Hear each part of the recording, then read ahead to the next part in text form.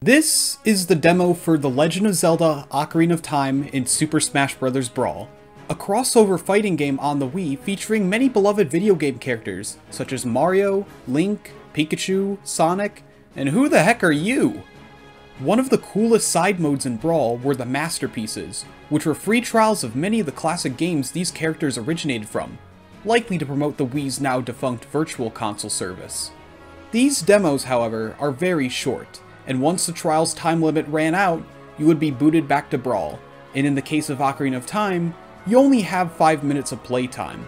That's not nearly enough time to do more than run around for a bit, right? Well, in August of 2021, speedrunners have managed to defeat Ganon and reach the end credits within the Brawl demo. But how? From an outside perspective, this seems completely impossible. But over the past couple months, a lot of research, brainstorming, and creativity has been conducted in order to pull this all off. And it certainly wasn't easy. In today's video, I am going to go over the whole quest to beat Ocarina of Time within Brawl's 5-minute demo, each significant route idea put to the test, as well as explain the very complex strategies and glitches used.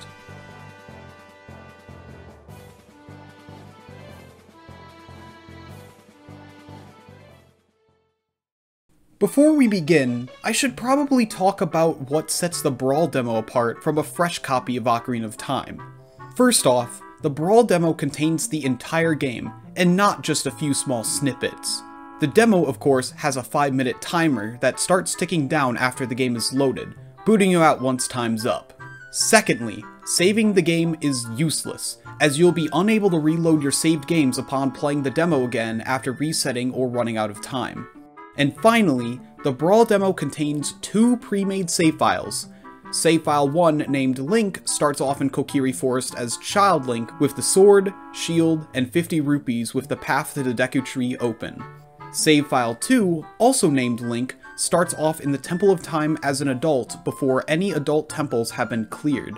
There are some notable differences between the North American and Japanese Brawl demos, which include having different permanent rupees being collected in Kokiri Forest as a child, the adult files beginning with a different amount of health, different items, and Mido blocking the path to Lost Woods in the North American demo, but not in the Japanese demo. Differences aside, these pre-made files are a blessing, and one of the main reasons this was all even possible, as it skips not only creating a new save file, but the nearly 3-minute opening cutscene as well. Without these save files, beating the demo would certainly be impossible. But even with this advantage, what could you really do in just 5 minutes? In January 2019, Ocarina of Time speedrunning legend ZFG was messing around in the Brawl demo, and using the adult save file and assortment of glitches, he was able to just barely defeat the Water Temple and Shadow Temple bosses on separate runs of the demo, while Ganon remained out of the question. After this short phase, no one really messed around with the Brawl demo too much. That is, until July 12, 2021, when the Any% world record holder, Savestate, received an interesting question in the chat. Can we finally beat OT in Brawl? Depends on what adult has. If adult has something good, we might be able to do credits SRM in Lost Woods. Yeah, we could probably credit Swarp. Yeah, I'm sure. Oh, yeah. We could probably credit Swarp in the Lost Woods. This piqued Savestate's curiosity, since in the 2.5-year time frame since ZFG was playing around in the Brawl demo, the most powerful glitch in the game had been discovered: Stale Reference Manipulation, or SRM for short.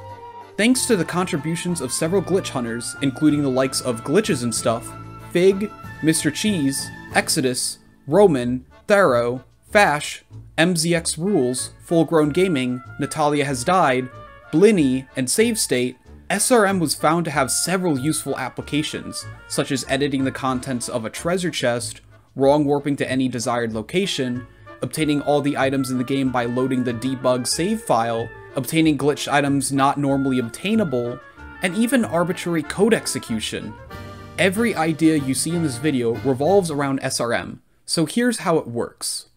When Link carries an object, such as a rock, pot, or a bush, the game gives him a reference to where in memory the actor he's carrying is.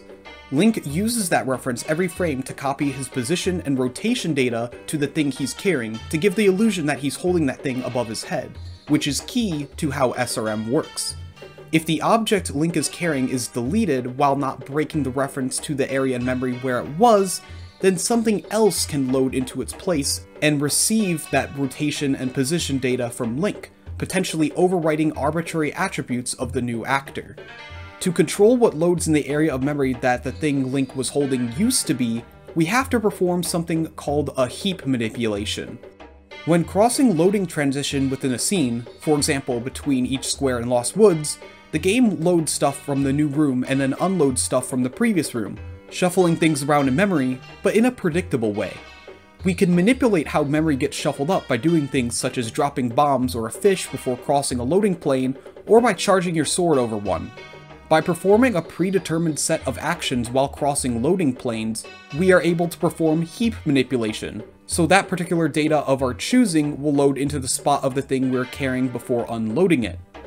To unload an actor without breaking Link's reference to it, he needs to cull the actor, enter a new room while it unloads while culled, and then he needs to attempt to pick it up after it was unloaded. The important thing here is that the actor must unload while it's culled. This is because the game never properly clears out the data that prevents Link from picking it up if it's unloaded while culled.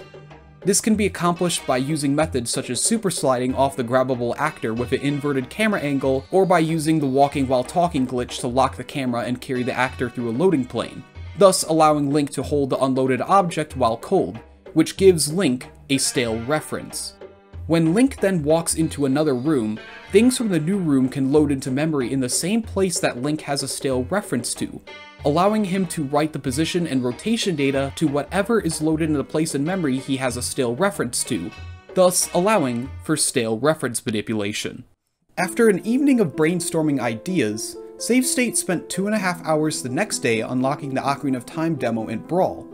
Once that was all said and done, Savestate began testing out some ideas in the Ocarina of Time practice ROM. Savestate's initial idea was this. You would boot up the Japanese Brawl demo and use the adult file. Upon spawning into the Temple of Time, you would quickly head to the Lost Woods by super sliding or hessing across Hyrule Field and damage boosting off this bridge using the bombs provided in your inventory. After this, you would enter the grotto next to the shortcut to Goron City to catch a fish in your bottle. This fish would be used in the heap manipulation, and a piece of grass would need to be unloaded and culled in order for Link to set up a grotto SRM, where this grotto in the Lost Woods would be modified to warp Link straight to the final fight against Ganon.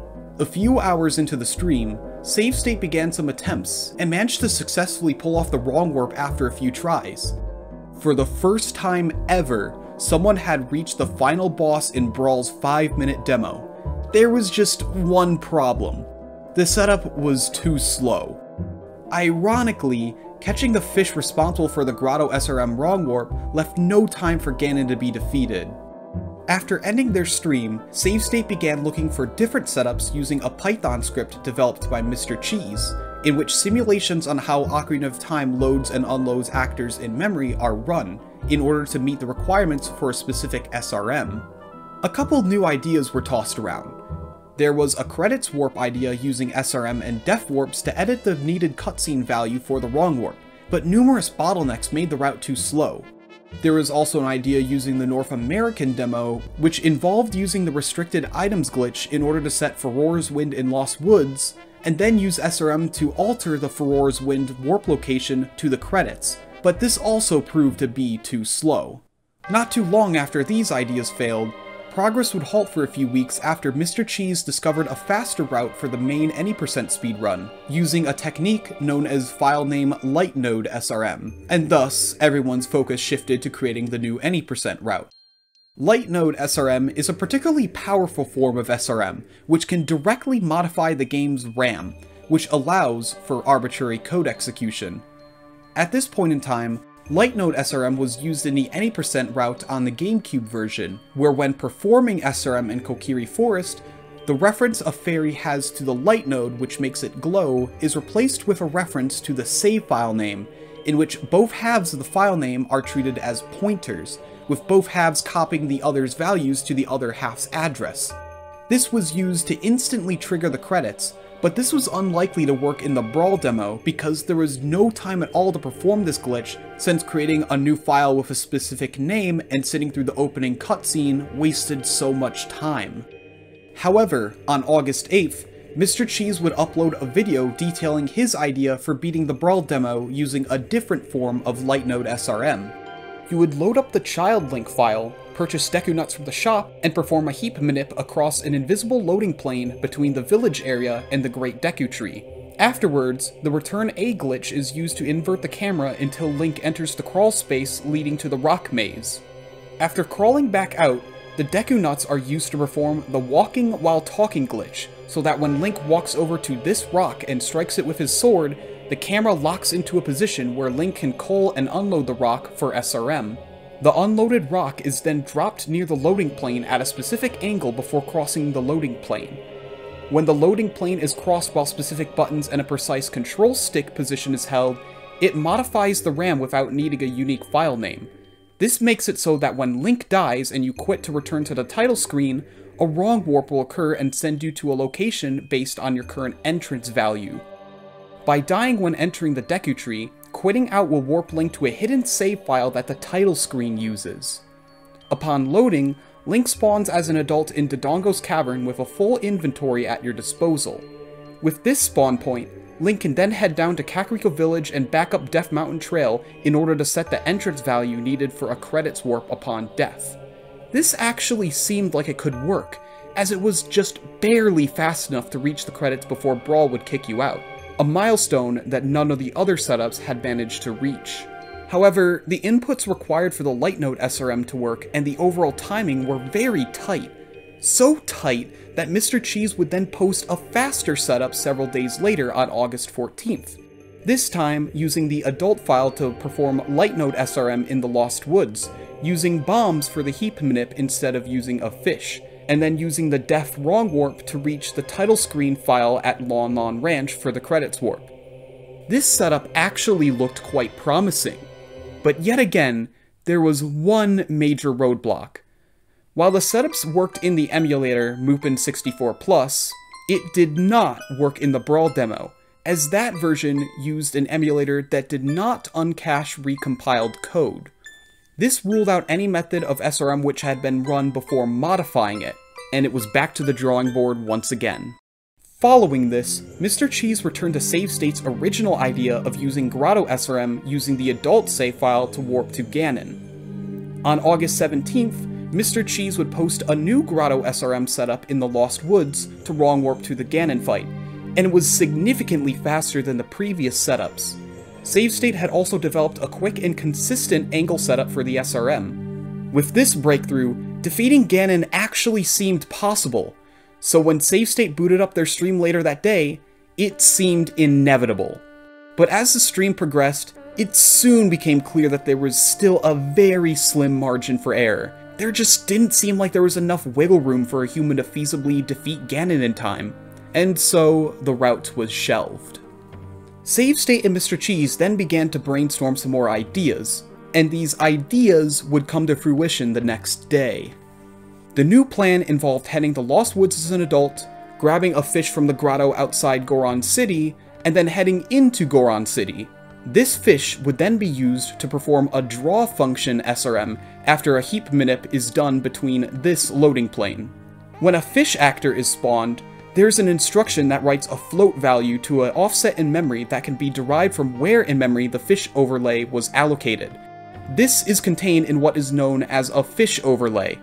This fish overlay is key to the draw function SRM, as it points the draw function of an actor in Lost Woods to the instruction in the fish overlay that does the float write. The float value from the context when the draw function is called has the actor's rotation value, allowing us to write the rotation data of the actor to memory based on where the fish overlay was allocated. This will manipulate the current cutscene value later on, which when combined with the proper entrance value leads to a wrong warp to the credits upon voiding out. Unfortunately, there were no entrances in Lost Woods that had the proper entrance value that would work with save state setup. However, this could be mitigated by using a Grotto SRM setup which warps Link to an unused Lost Wood entrance. From there, all you would need to do is the draw pointer SRM on the bush to point to the stale fish code and write the unloaded bush's rotation angle to the current cutscene value. This activates the last played cutscene, which so happens to be the title screen cutscene, which was the cutscene from the very start of the demo, causing Link to teleport out of bounds to the coordinates of his initial position on the title screen cutscene. Upon voiding out, the game reloads the last entrance combined with the new cutscene value set, the end credits. This setup was looking very promising, but like all the other previous ideas, there was yet another problem. In the room in Lost Woods after the bridge damage boost contained hostile Skull Kids who shoot darts at Link. These are not necessarily hard projectiles to avoid getting hit by, but what was the issue was the dart spawning, which would mess up the heap manip. But as it turns out, Link could perform a Hess to navigate through the room faster than when the darts could spawn. With nothing standing in their way, on August 21st, Save State began this run.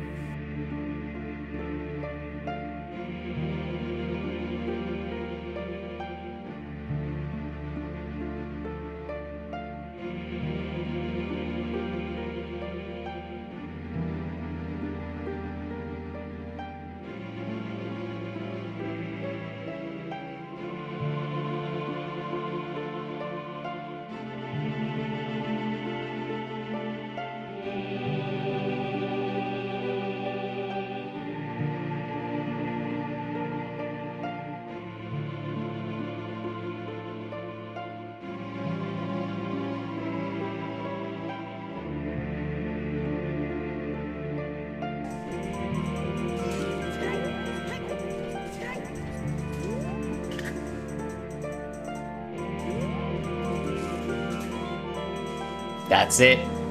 That's absolutely it. We just beat the Brawl demo for OOT. And with that, Save State became the first person to beat Ocarina of Time within Super Smash Bros. Brawl.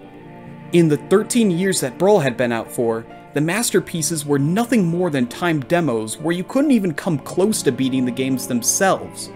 But Save State, armed with impressive knowledge of OOT, world record speedrunning experience, and astonishing creativity, had finally bested the timer.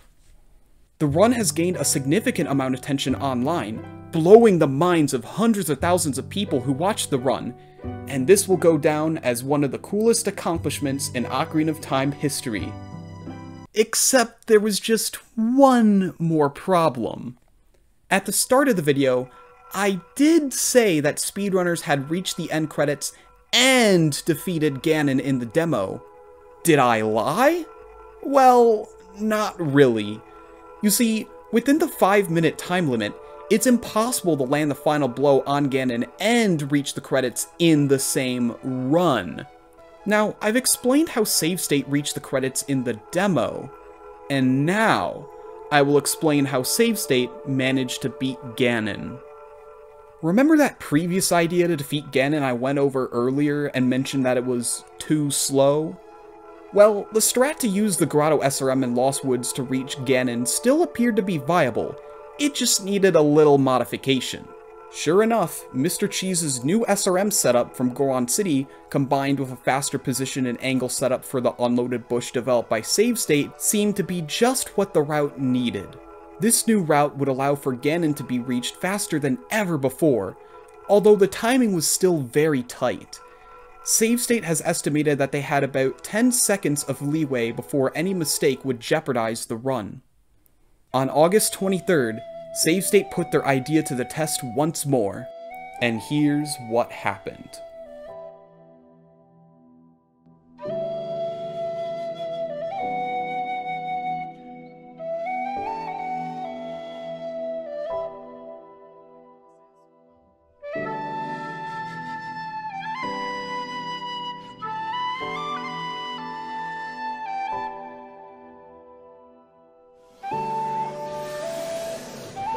don't know.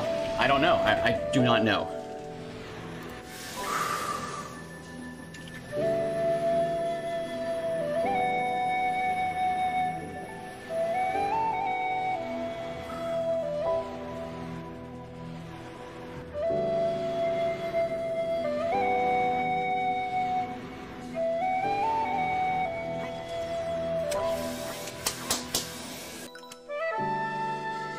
I missed the split, but we got there. Oh my god. What was that, like a 457? Oh my god. That lag, there was so much lag there. I was like, is it actually 3 seconds? Don't look at my hands. This is crazy. After several failed ideas that were just too slow, the Brawl demo version of Ganon had been conquered.